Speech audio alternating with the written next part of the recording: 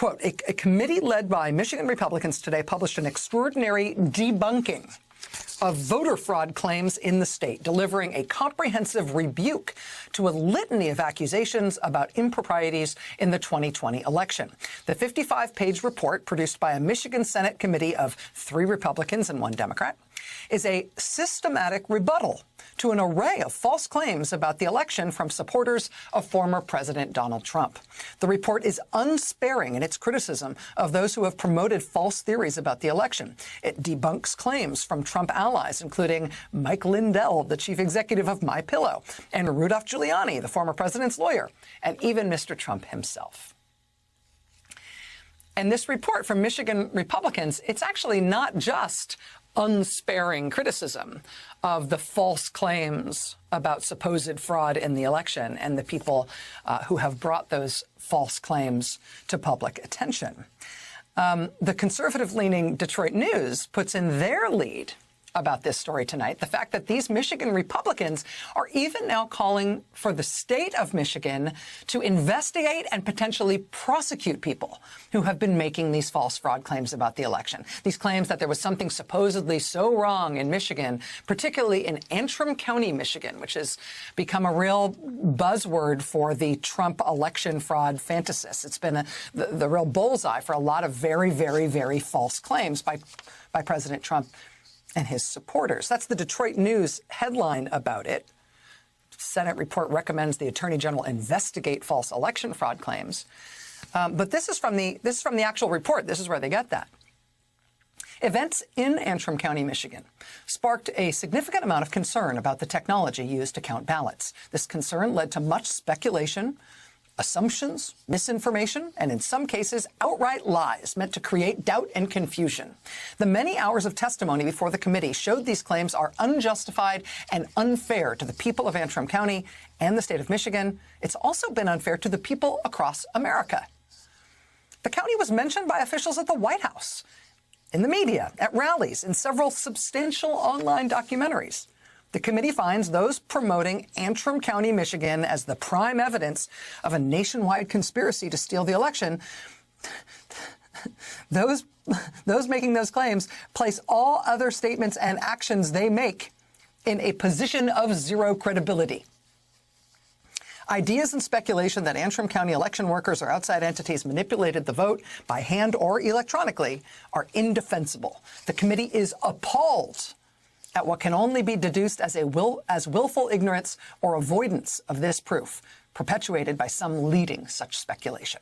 The committee recommends the Attorney General consider investigating those who have been utilizing misleading and false information about Antrim County to raise money or publicity for their own ends.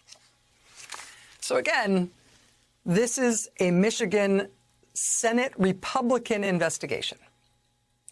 And the Republicans in the Senate in Michigan say not only is the Antrim County, Michigan supposed fraud stuff total bunk, it's also so obviously bunk that people continuing to push that nonsense should potentially be criminally investigated for knowingly perpetrating a fraud.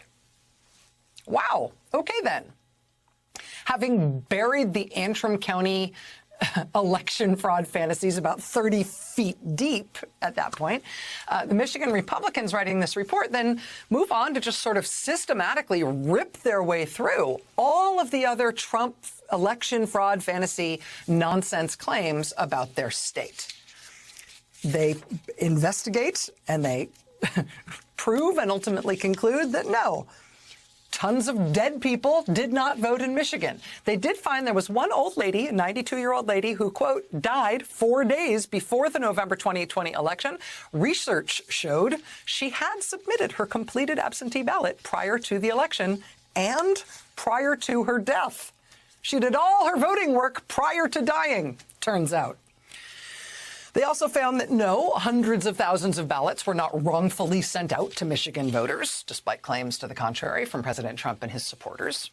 They also found that not only were there no problems with the voting machines in Antrim County, Michigan, which has been, the bullseye for so many of their fake fraud claims, they found there were also no problems with the machines at the big tabulation center in Detroit. Instead, and this is remarkable, the Republican investigation found that the cause of the chaos at that Detroit counting center in the days after the election was actually the fault of the local Republican Party, because they called on Trump supporters to come down and mob the counting center to protest the count. The report actually says the local Republican Party in Detroit should repudiate, quote, the actions of certain individuals that created a panic and had untrained and unnumbered persons descending on the TCF center. This is the state Michigan Senate Republicans saying, the Republican Party in Detroit caused panic and they should repudiate their members who did that. How about the incessant Trump claims that Michigan had more votes cast than Michigan has voters? Well, on page 25 of their report, Michigan Republicans have now published this handy table showing that in all the places Trump says that happened, including Detroit, there were actually not more votes cast than voters. Far from it. Even Jovan Pulitzer, the guy with the made-up name whose supposed secret artifact detection technology is being used in the Arizona audit, where they are recounting and doing Lord knows what to the Arizona ballots and voting machines. The Michigan Republicans examined testimony from Jovan Pulitzer about supposed election fraud and found his testimony to be, quote, untrue and a complete fabrication. They also looked at the MyPillow guy, Mike Lindell, who has now turned the Trump's going to be reinstated thing into a traveling roadshow around the country. Michigan Senate Republicans looked carefully at Mike Lindell's claims about votes being stolen or switched or hacked somehow in Michigan. They found, quote, no such activities took place. They found Mike Lindell's claims to be, quote, beyond any statistical or reasonable credulity. They found his whole case about supposed election fraud in Michigan to be, quote, ignorant of the actual election process. So in sum, this report, again from Republicans in the Michigan State Senate, finds that the mishigas and noise and nonsense about the election somehow being stolen from Trump, it's bunk. They chased down every supposed conspiracy theory, every supposed scandal, and they found it to all be bunk. And they concluded in no uncertain terms that it ought to be treated as such. This was their conclusion, quote, this committee found no evidence of widespread or systematic fraud in Michigan's prosecution of the 2020 election. Quote, the committee can confidently assert that it has been thorough in examination of numerous allegations of unlawful actions, improper procedures, fraud, vote theft, or any other description which would cause citizens to doubt the integrity of Michigan's 2020 election results. Our clear finding is that citizens should be confident the results represent the true results of the ballots cast by the people of Michigan. The committee strongly recommends citizens use a critical eye and ear toward those who have pushed demonstrably false theories for their own personal gain. Wow. Right? So this is damning, right? This is indeed unsparing. No fraud in the Michigan election. No steal that needs to be stopped in Michigan. No actual significant problems of any kind with the Michigan vote. The people trying to sell you on the idea that there were problems in the election are ignorant or just wrong, or in some cases, they're consciously trying to defraud the American people, and they ought to be investigated and potentially criminally prosecuted for it. Wow. The Michigan Senate Republican, who's the chair of the committee that did this investigation, wrote this report debunking all the claims about supposed fraud in Michigan's election. He also serves on the Republican-controlled election committee in the Michigan State Senate.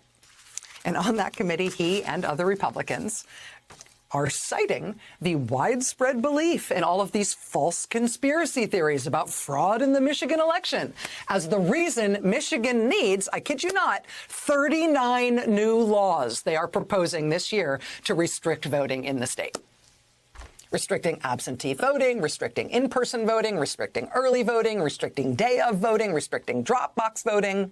Literally just today, as they dropped this report saying there were no problems in Michigan's elections and all the fraud claims are all made up, at the same time, on the same day, today, Michigan Republicans advanced a new law that will dramatically toughen the state's voter ID standards, potentially disenfranchising tens of thousands of Michigan voters.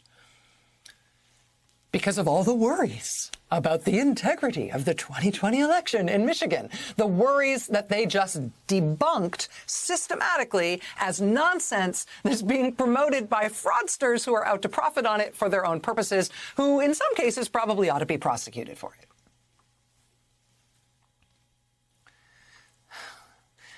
When you use something as a pretext, it means you're citing something as a justification for your actions, but you're going to do what you're going to do anyway, right? Regardless of whether or not you actually believe in the thing that you're citing to justify your actions, you're going to take those actions anyway.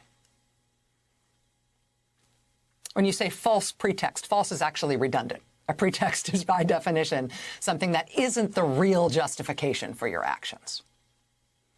In this case, today in Michigan, Michigan Republicans have proven out loud and in great detail that they do not even believe their own stated justifications for why they are acting to rescind voting rights in draconian terms in the state of Michigan. They don't even believe their own justifications for it, but they're doing it anyway. This is one very clear snapshot of the Republican Party's approach to voting rights in the wake of the 2020 election.